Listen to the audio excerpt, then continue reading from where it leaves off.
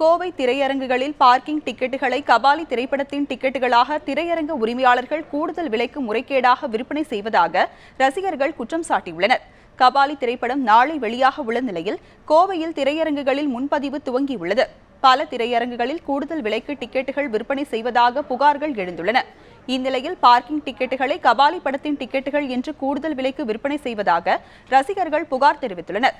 கோவை மணிஸ் திரையரங்கில் 15 ரூபாய் car parking டிக்கெட்டை காலை 6 மணி காட்சி டிக்கெட் என கூறி 100 ரூபாய்க்கு விற்பனை செய்யப்பட்டுள்ளது.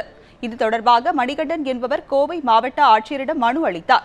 இதில் பல திரையரங்குகளில் அரசு உத்தரவையும் மீறி கூடுதல் விலைக்கு டிக்கெட்டுகள் விற்பனை செய்யப்பட்டதாகவும் இது தொடர்பாக புகார் அளிக்க அறிவிக்கப்பட்டுள்ள புகார் எண்ணும் வேலை செய்வதில்லை எனவும் குற்றம் சாட்டியுள்ளார்.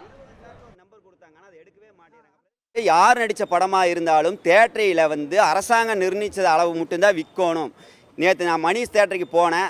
கபாலி பட டிக்கெட் ரிசர்வேஷன் வெளியே போட்டு போய் கேட்டோன்னே அவர் ஒரு கார் டோக்கனை தேட்டரி நிர்வாகமே வெளியே யாரும் இது விற்க கிடையாது.